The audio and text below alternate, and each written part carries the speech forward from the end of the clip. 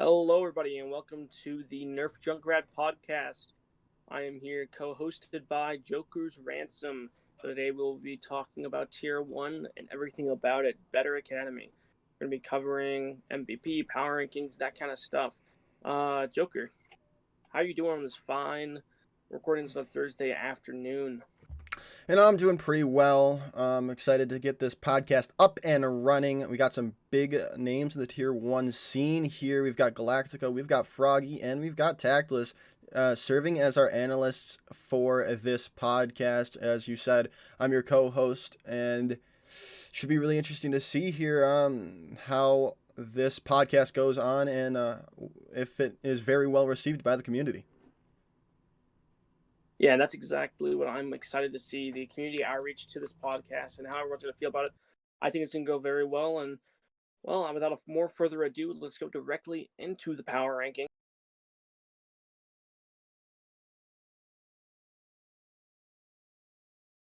And we are back at the power rankings segment. Today I'm again brought here with my wonderful team of analysts. First at bat is going to be Froggy. Hello. Hey. So for the power rankings, I would personally have Labyrinth in first, and then Super Trash Dragons. Probably Paradise, Event, Blueprint, Cosmic, Walrus, Lemon Drop, Catalyst, HLA, Blix, and then Nightwatch. All right, so that's a little bit different than what we have here at the analyst show. So would you please describe why you have Labyrinth over top of STD? Personally, I'm a big fan of Super Trash Dragons' DPS line, right? But I do feel like that their tank line does kind of slack a bit, right? I do feel like Labyrinth with Taurus, On the Stars, and Ninja, they do have a better tank lineup. But then again, I'm a tank player myself, so I kind of sometimes focus more on that. But that's mainly why I have Labyrinth first. And then there's Super Trash Dragons, which they have a perfect record so far, I'm pretty sure, in the season. So they're like Labyrinth and Super Trash Dragons, they're both like top tier contenders. And then I would have, I believe, Paradise Bonkers and Event. Those are they're like, I would say, equal teams. Right? I do think that Paradise has a better record than Event so far. So I would probably have Paradise on third, Event on fourth, and then fifth we have Blueprint, which in the beginning of the season hasn't been doing too well. But lately, they've won against Cosmics, and they also beat Event. But I think they still have a lot of work to do, and I'm excited to see them go against Labyrinth this week. Coming up next, we have Cosmics, which is just a overall really good team. They have probably one of the best main tanks around in T1, and that Weeaboo, shout out to him. He can probably carry this team on his back sometimes. After Cosmic, there's Walrus, who, to be honest, I only know a couple players from Walrus, like personally at least, but I do know that Shade Lenny is on that team, and he is a very solid DPS player. After that, we have Lemon Drop, who has seemed strong at times, but it also fell short against some other teams. So I would have them a little lower.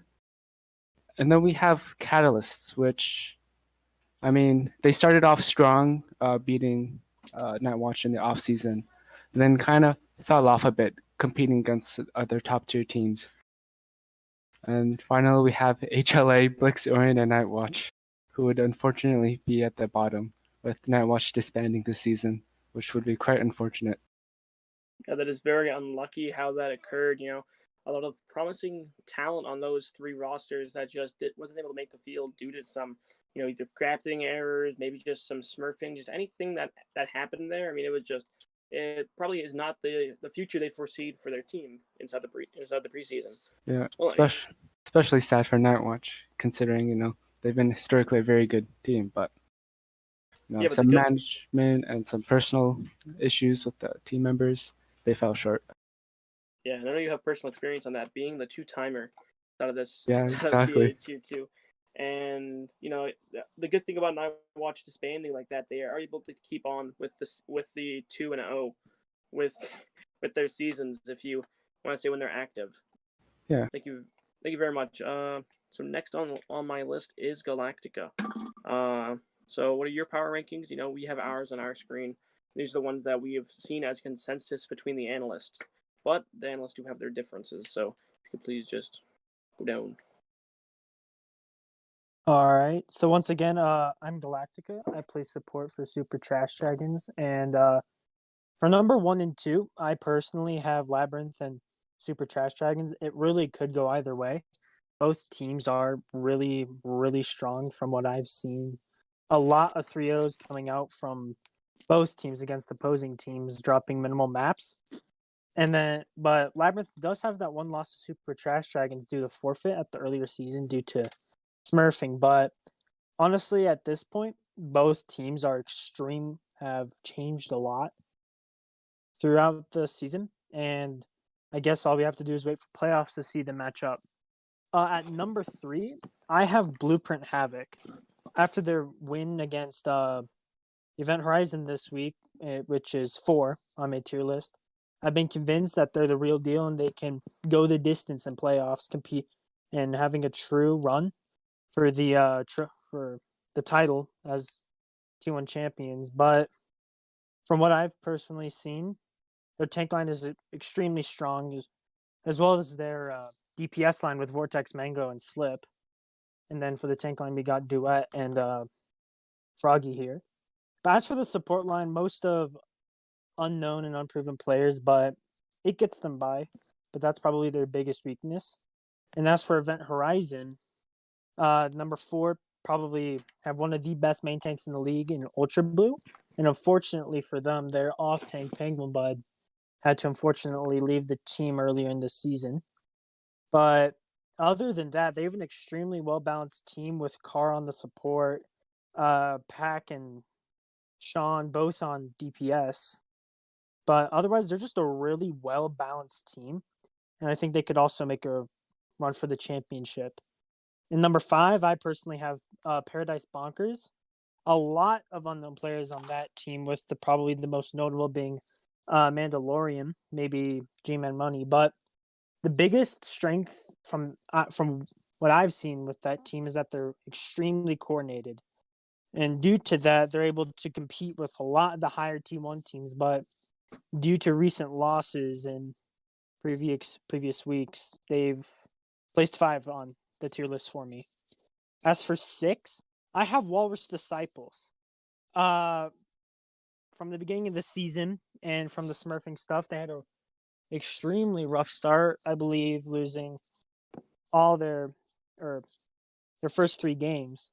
But they've built up a roster, coached them up, got coordinated, got their stuff together, and now they're an extremely, I would say they're one of the more better teams in the league, with the most notable being their DPS line and FICO Rock and Shade Lenny. And then that's probably those 2 are the most notable players. But they have an extremely balanced team with involved staff and Snippy and Kiki. But other than that, yeah, I would say 6 is a very good spot for them. And then I have Cosmic in 7. And then let's also do Lemon Drop at 8.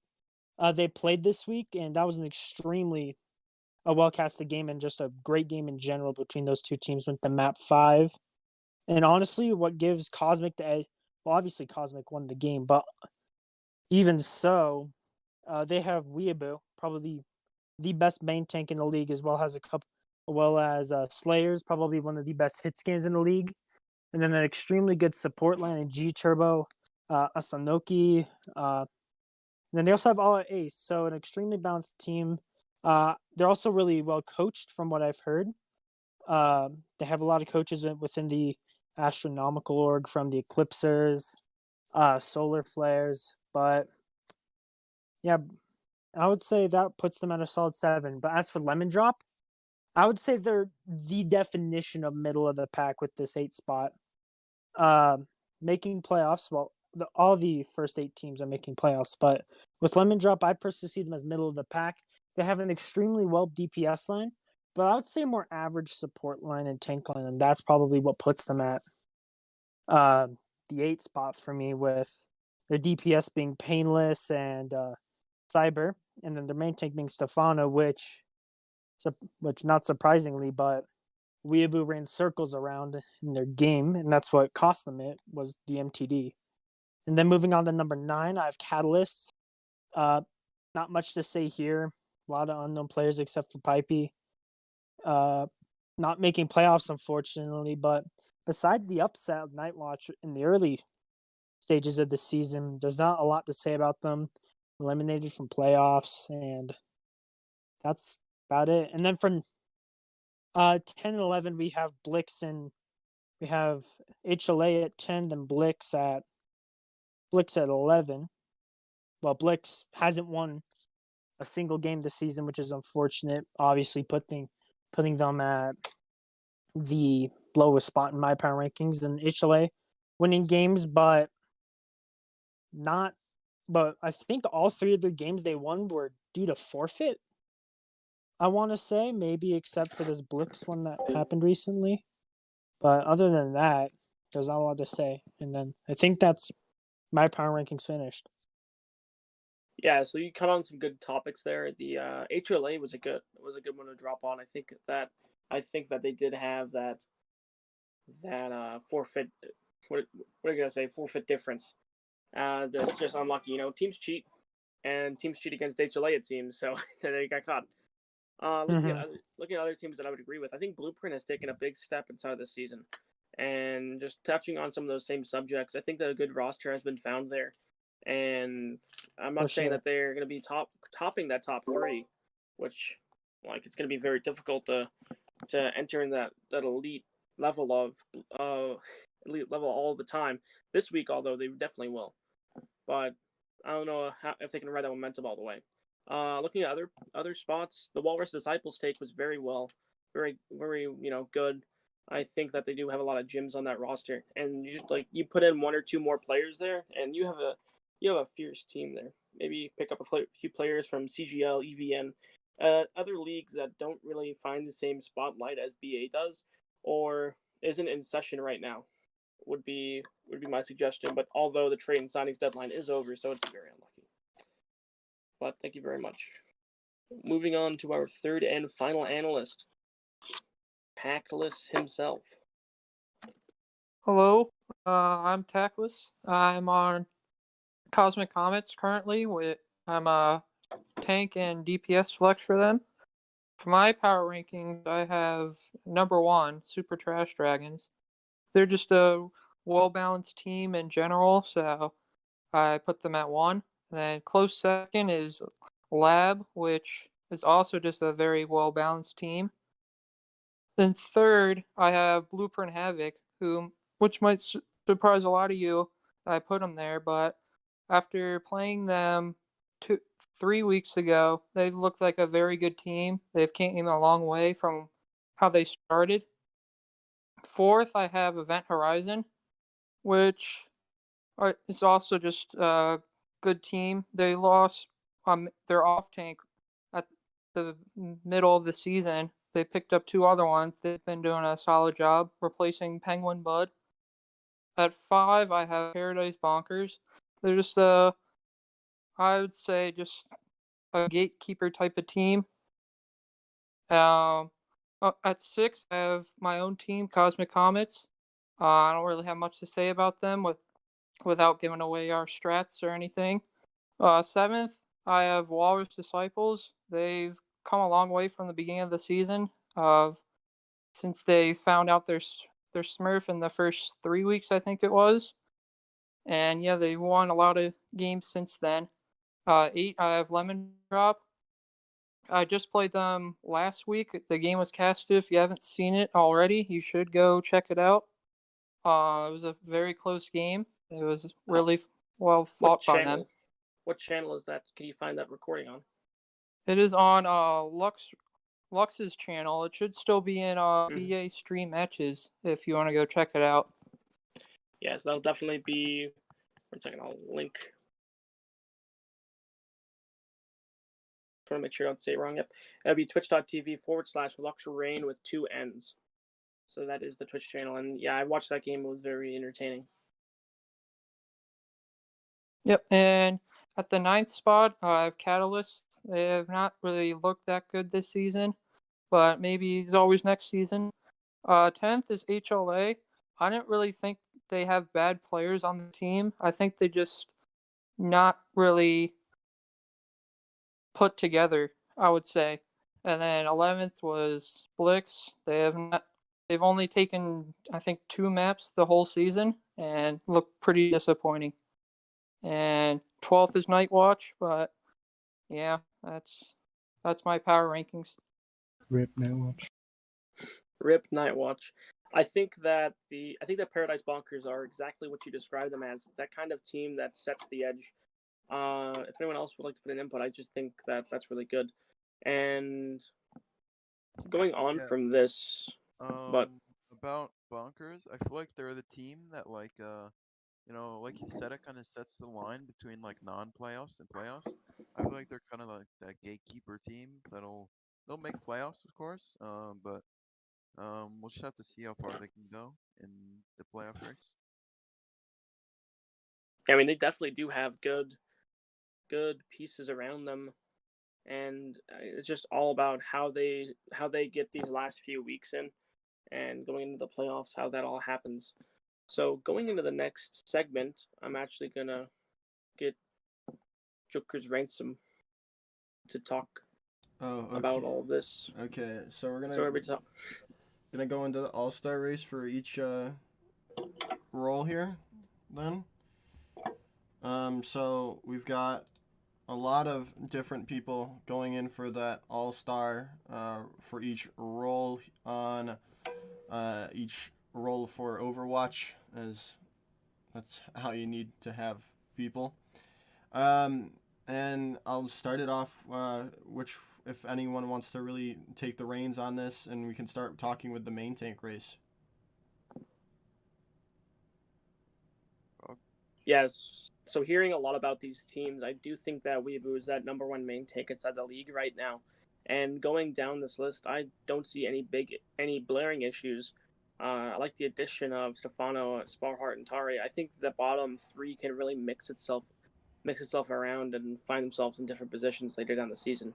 How do you guys feel? Well, I would agree with that Weeaboo coming in first. I think he's been one of the most dependable and consistent main tanks throughout T1. He's been known to be kind of flashy at times, popping off, getting the big shatters in.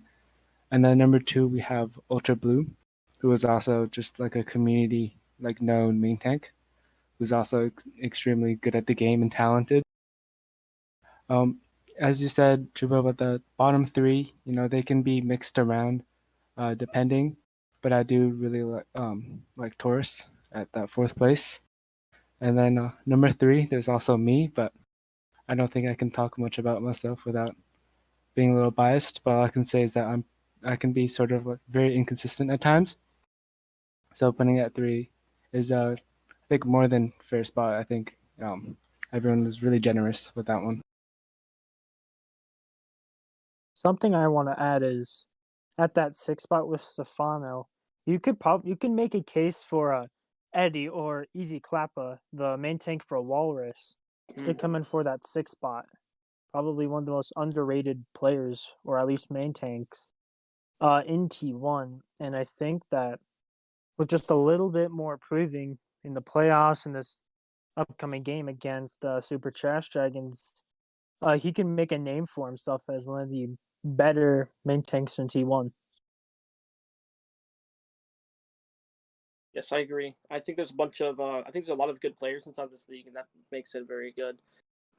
Just the competitiveness, as well as the fact that there's some names that there's so little teams compared to CGL and CCC when it comes up. I just think that picking players out is just a lot easier than what it can be. And I'm not saying there's no underdogs, but it just makes it a lot easier.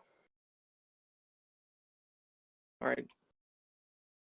And then we're gonna head into the off-tank race here, as we have on to the Stars from Labyrinth at number 1, and then DBG Ninja at number 2. Do you guys have any qualms with that? Any problems, or is that a good rank of where they are? Yeah, I would agree with that. And a funny thing to add is that number 1 and number 2, they're both considered Diva 1 tricks within the T1 community. So funny how that works. 2 Diva players being 1 and 2 in the off-tank all-star race. Yeah, it just so happens to be that Diva is kind of good right now. Yeah, it's weird. Mm-hmm. It's not saying that it's not something that hasn't happened before, but it's just been a while. And then we have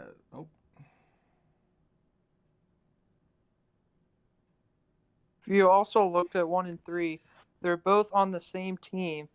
Onto the Stars and Daddy Shunk are both on the same team, but they both split playtime and they're both very good. Stars is more of a Diva player, but Shunk is more of that Sig and Zarya player. So when they don't need the Diva. As Yeah, well as that Roadhog against Walrus. Saw that on Ilios well.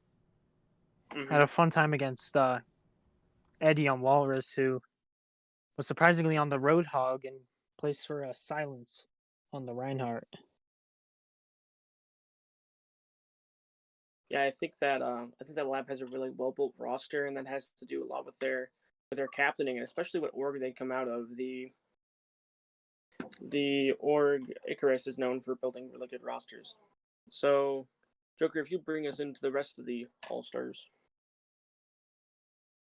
Yeah, we have a lot of other people. We have Tupacs and Slayers, the top 2 for hitscan DPS. Flex DPS, we have Nova, Purifier, and Asvensi, I'm going to say, as the top 2 Flex DPS. Galactica and Icy Knight, top 2 main supports. And Bree and Sly as the top 2 Flex supports in the All-Star race. Any thoughts on that, or are we good with what we've collectively agreed upon? I think it sounds about right to me. All these top 2 players are very well known for what they do, and they play their roles extremely well. You can see them contributing to their team a lot, especially the DPS players. They're almost always on the kill feed, and then you have your support players, who keep their tanks alive. So it seems pretty accurate to me.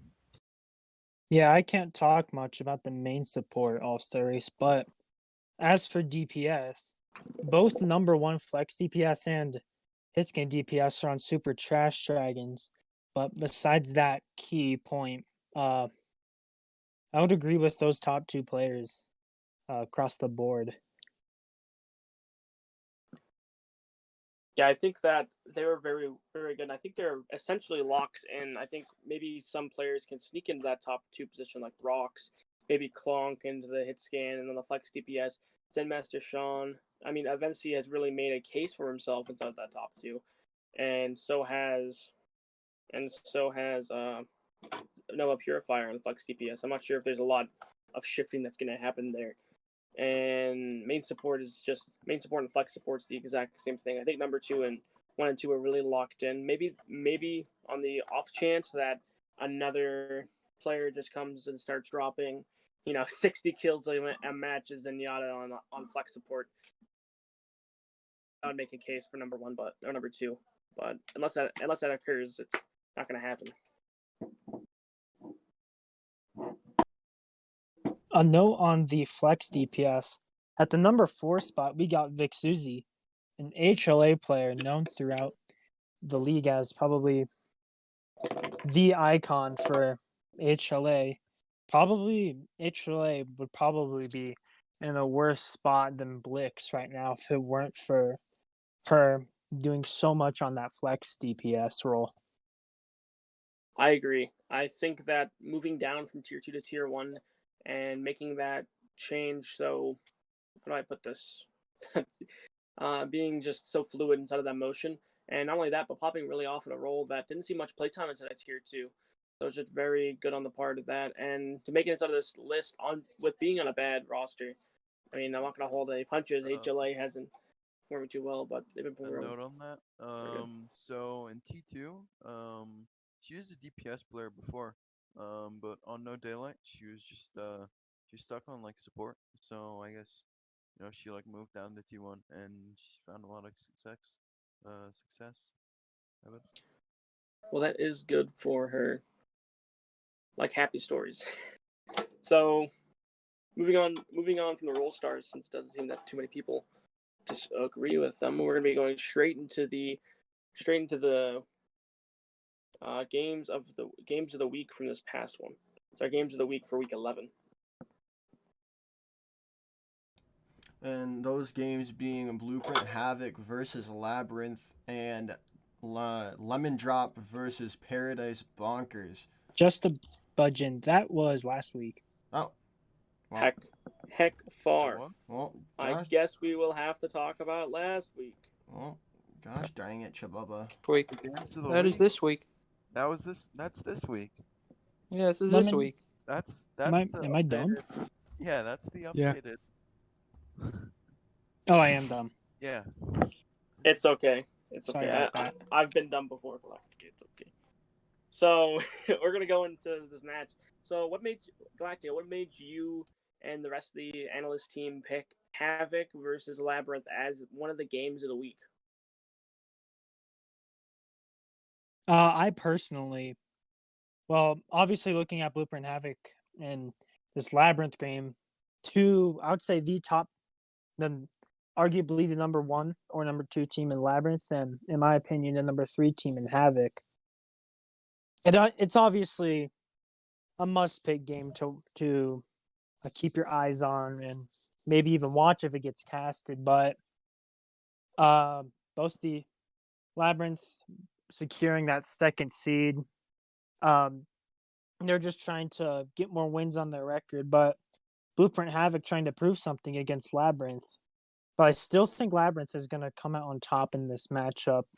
But I think Blueprint Havoc is going to take 1, maybe 2 maps off of Labyrinth.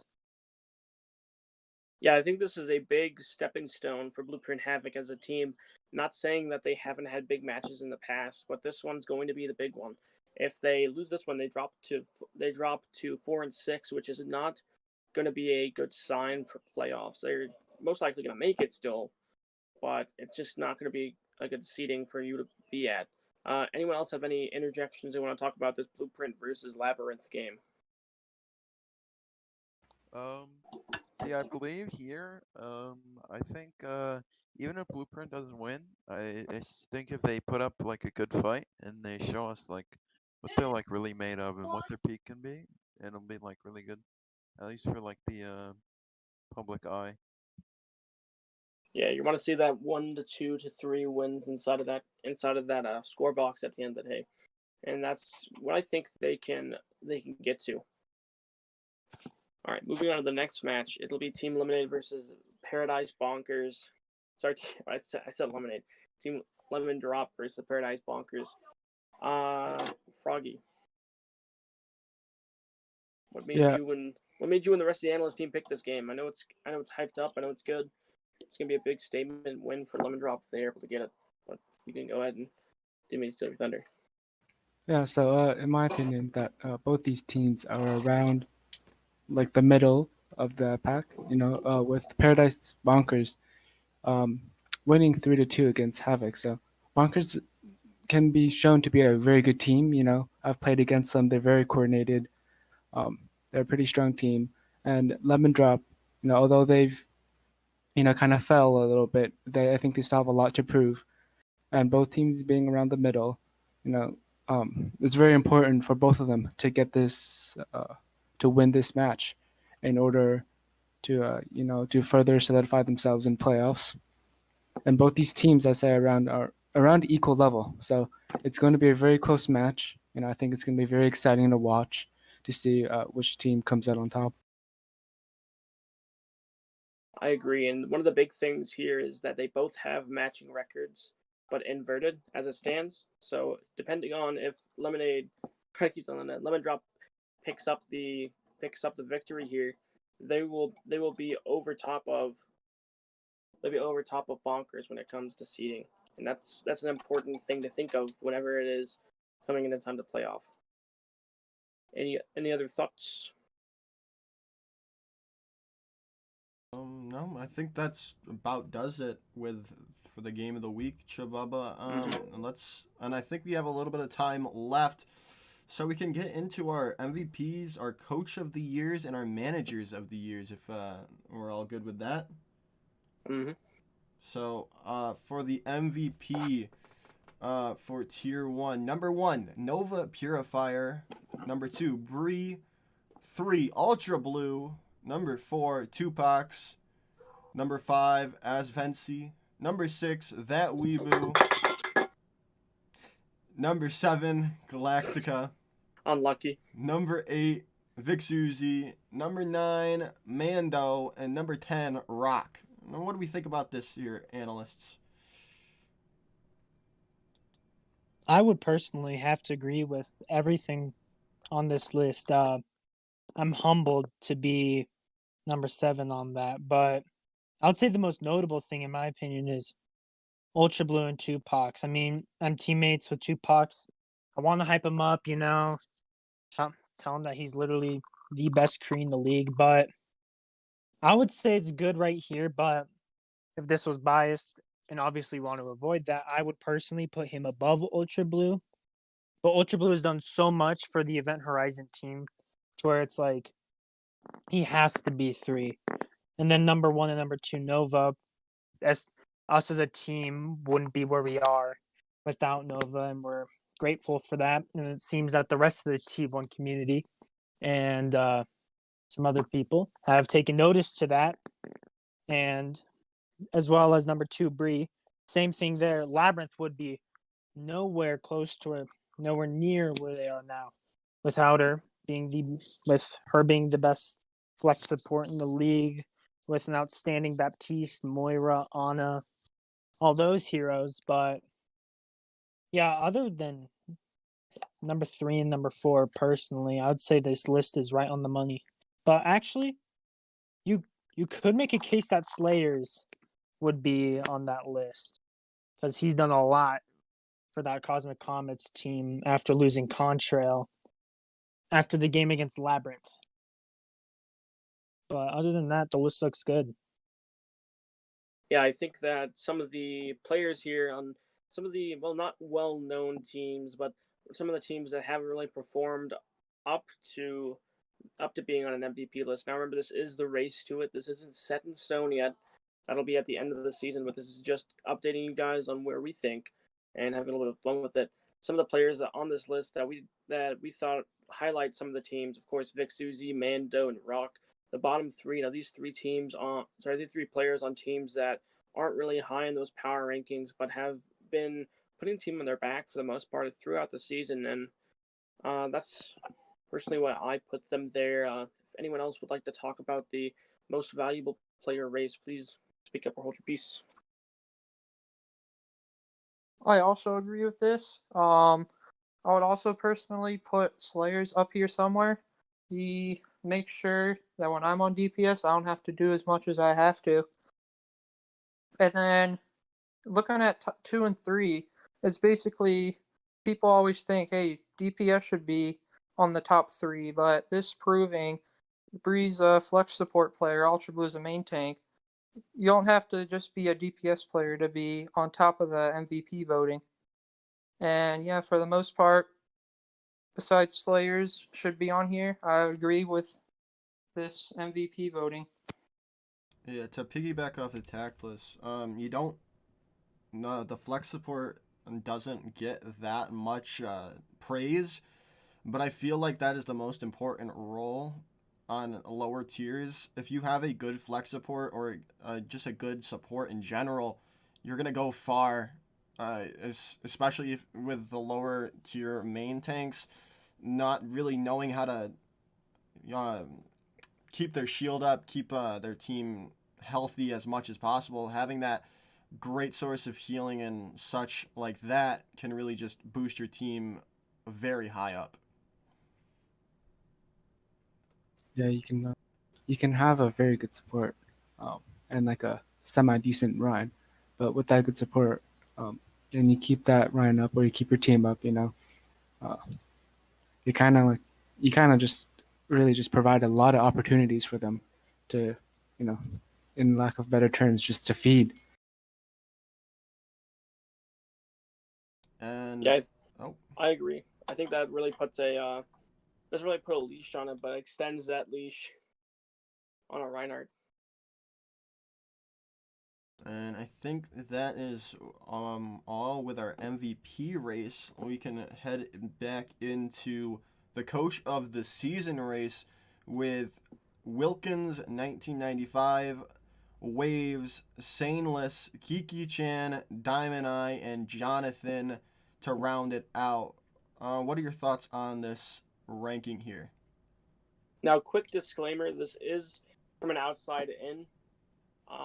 We all have no knowledge on the inner workings of some of these teams, but we are excited to hear about it. So if you guys are at home listening to this, if you guys have any thoughts about it, please DM Chabubba Overwatch, Chabubba OW on Twitter, and I'll hear you out. Anyways, with that quick disclaimer through, if anyone has anything to say about these not power rankings, but any of these rankings on coaches, please speak now. I would agree with this list almost entirely, but actually, yeah, entirely. Maybe you could possibly make a case for putting Snippy up there for Walrus Disciples, the T3 MVP. But other than that, quick shout out to Jay Doney, one of the Labyrinth coaches, but unfortunately they got banned in the past week. But from what I've heard, Jay has done a lot for that team, and it's kind of like an honorable mention because at this point we can't put them up there anymore. But in my opinion, honorable mention to Jay Doney of Labyrinth.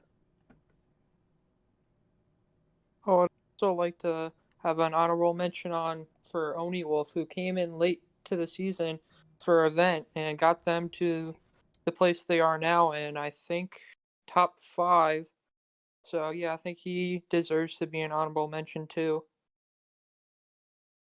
And being coached by Jay, he has done a wonderful job helping up our team comps, our main tanks, all that stuff.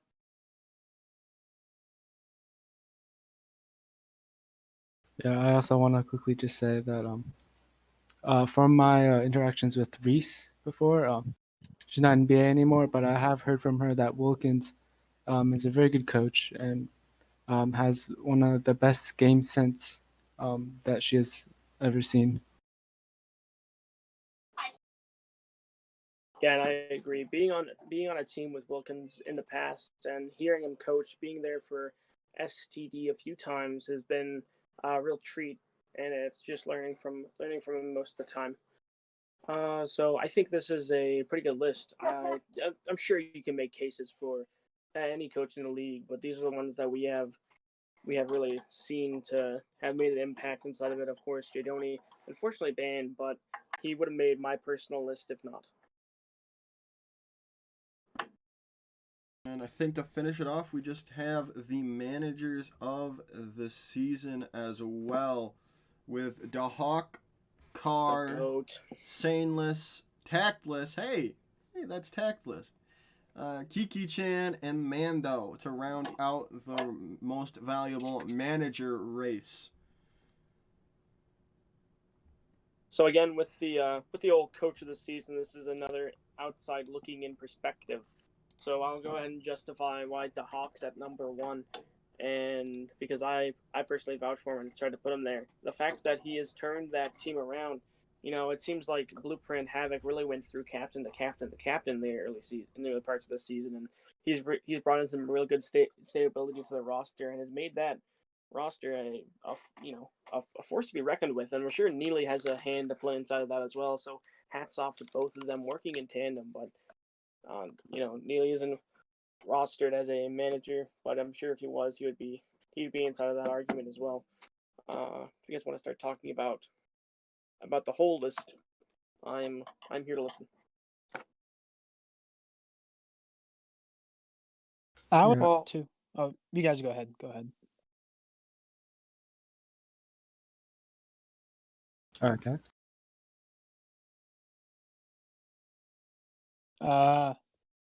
Okay. Let's do. Well, honestly, with this list, I would have to agree with everything on it. The Hawk being a fan favorite, of course, of the Blueprint Havoc team and of Lot of T1, as well as Carr. Kiki has really held that Walrus Disciples team back when I was on the team. We used to call her the Iron Fist because she ran that team like a dictatorship and it worked.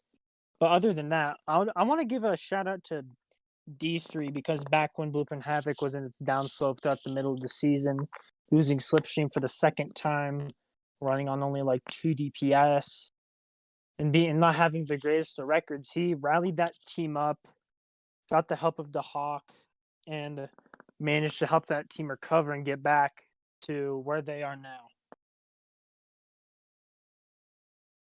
Yeah, the Hawk and Robert or D3, they're both kind of turned Blueprint around.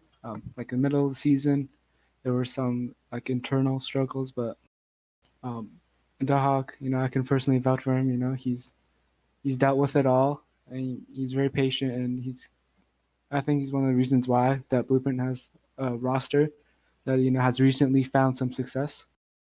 So I think that really just makes him really the most valuable manager.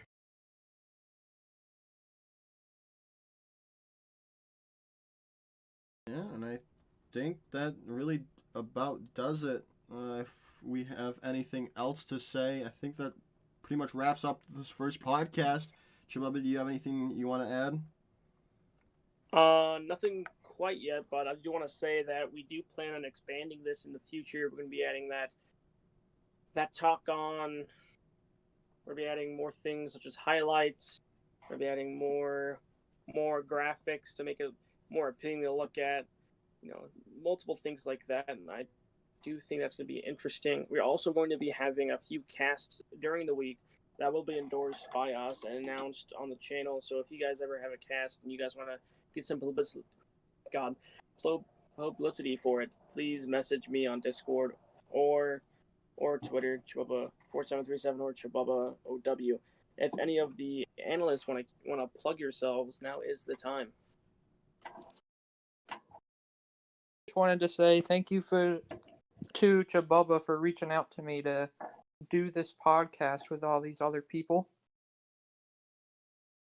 Yeah, very big thank you. Yeah, of course, man. For sure. Thank you. The thank Chabubba segment. Thank you, Chabubba. Thank you, Chabubba, for not being...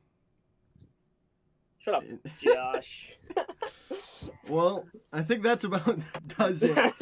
Thank you all for listening, watching, whatever you're doing. Peace out. Have a nice week, and see you next week.